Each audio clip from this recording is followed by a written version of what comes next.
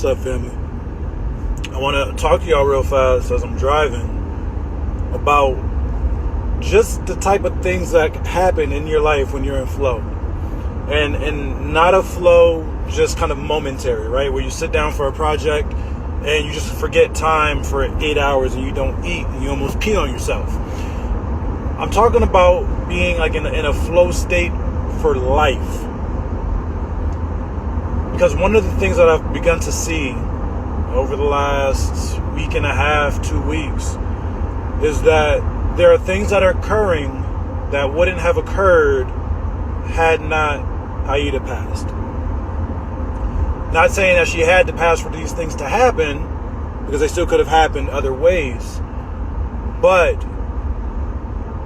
one of the fruits I'm beginning to see as that has come in the wake of her transition is, first of all, my creative output has been through the roof.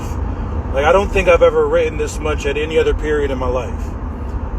Beyond that, now I'm creating content here on like IG again. The other day I activated, I'm reviving my YouTube channel. And none of it feels burdensome. None of it feels like I have to do it. And this is what I was talking about actually in the video I posted over on YouTube a couple days ago, right? Talking about being in alignment. Being in alignment with your soul is like, you know that you're on track when you can be putting in crazy work and all you want to do is put in that crazy work. Like, it's waking up in the morning and looking forward to the grind, right? It's looking forward to giving that effort and putting in that energy to it, because you know that the same energy you put in is going to be given back to you. And so you don't mind sweating and maybe even bleeding a little bit over something that you love, because you know it's going to deliver something back to you, right? This is why a lot of people don't like their 9 to 5s, because all they're doing is getting up, going to work, going home, and going to sleep, just to do the same thing over and over again. And y'all, that's not living. I mean, it's being alive, but it's not living. And that's something we all long for. We all long for this desire, or we don't long for the desire, but we long for this feeling of aliveness with desire, right? And that desire expresses itself a lot of times in frustration in a lot of people. It expresses itself in anger. It expresses itself sometimes even in hopelessness, because so badly do we want to be doing more, having more, being more, experiencing more.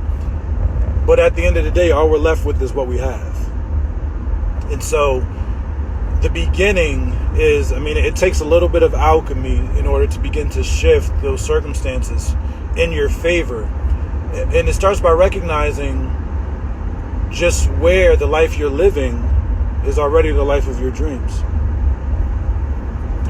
I recognize the way I've sort of been moving through this process is probably not like anybody else would probably move through it, right? I'm sure there's probably one person in the world, maybe, that I can think of.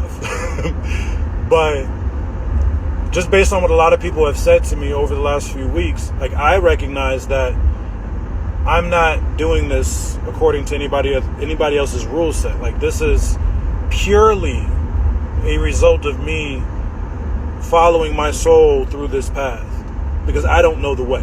I've never been here before. I don't know what to do. I know what my ego wants to do. I know that there's an aspect of myself that wants to... I don't know what the last thing I said was. My phone just kind of cut off. But I know what my ego wants to do, right? My ego wants to like stay where it is and kind of sulk and get all the empathy and the sympathy and all of that. But it's like, that's weak. That's weak sauce, right? So, flow. Here's what happens. Everything.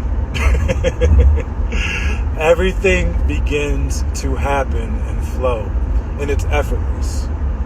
Yes, you're putting in effort. You're doing your work. Like, every day I'm showing up, I'm writing, I'm recording, I'm sharing, I'm having conversations offline that you all don't see. But I'm doing what I feel like is my work to be done. And I can't necessarily say what it is I feel like was unlocked by Aida transitioning. But one of the things I do recognize is that being in the room with her when she... My phone's being real dumb right now. Okay. So I don't know exactly what it triggered inside of me, right? What it unlocked, what it opened up. But what I do know is that being in the room with her, as she transcended physicality, it brought me that much closer to death. Like, not in a philosophical sense. Like, literally, it brought me face to face with my own mortality. Like, being there with her when the angel of death came for her, I felt it all. And it's not like I hadn't been exposed to death previously, right? I've been to scenes where somebody had been shot and bled out. I've been to a scene where a guy got hit by a car. His body's in one place, his right foot is in one area, and his left foot's in the other. I've been in the room where a brother had been laying there for weeks, and his body had begun to decompose, and it was all discolored and bloated, right? So much is so that he was a white man in life, but looking at him, he looked like a Spanish man. He looked Hispanic, right? So I've seen death before. So that didn't surprise me. But being with her as she took her last breath and literally watching her chest kind of, I want to say decompress for the last time, right? Exhale for the last time. It made me realize that, this time that we think we have, this time that I think I have, I don't, right? The time that you think you have, you don't. For a lot of us, right, 30 plus year olds, a lot of y'all in my friend group, right? A lot of my high school people, a lot of my old co-workers, a lot of my old teammates, y'all. We're past midlife. The average life expectancy of us collectively is what? 75, maybe 80, if we're lucky. And what are we? 35, 36, 38, 40? Y'all, we're at midlife right now, and we cannot wait any longer to begin doing the things that we say we want to be doing. And so, especially early on, right afterwards, I found myself in many situations where I'm talking with people, they're calling to comfort me, but I'm looking for how I can comfort them, right? I'm sharing of this wisdom that I'm beginning to see and what's beginning to kind of unfold in me and around me. And I think I said it on a Facebook Live that I did. It's like, in the midst of fire, what's real gets revealed. It's in the midst of the fires of life that what's true for you shows up. It's in the midst of the fires of life that who you really are steps up. And I'm just so thankful that I was in a place to be able to see that the work that I want to be doing in life is truly, it's already here, right? I'm already engaged and involved in it. All I had to do is turn it up. And so, talking about being in flow, right? When you're in flow, it's like the universe just sends what you need, what it is you're asking for. And even a lot of things you don't know that you need or want. So,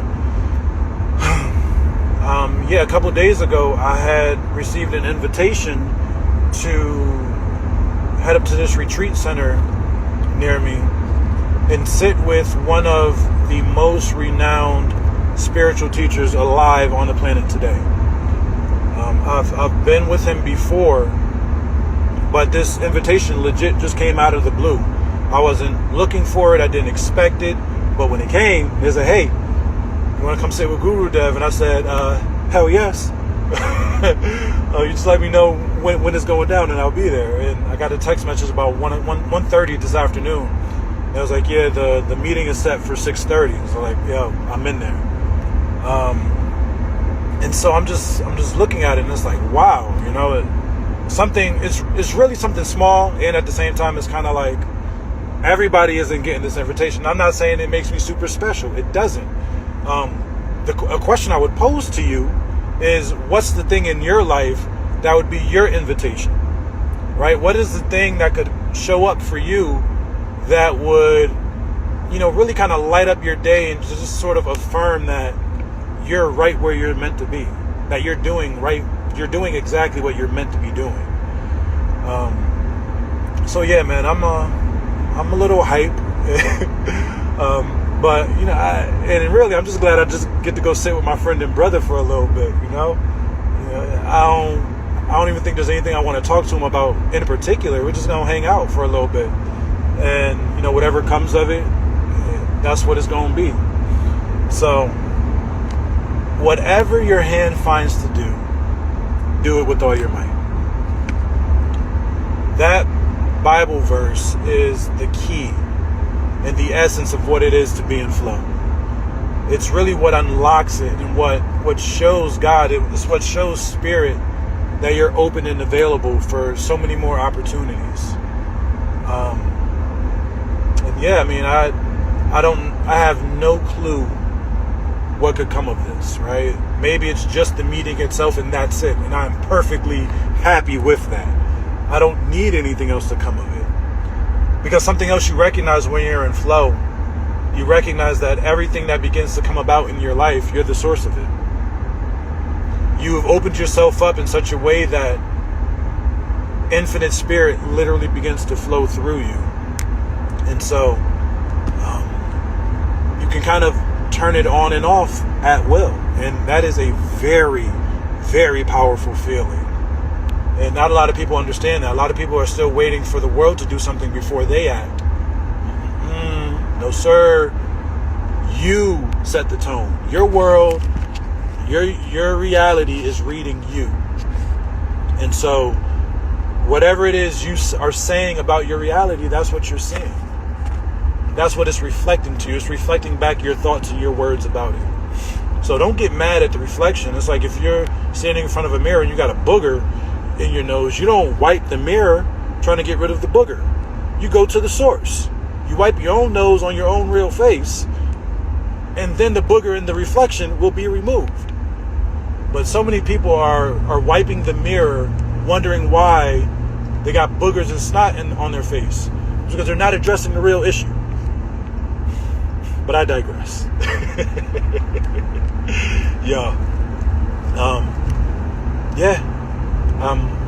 I'm happy.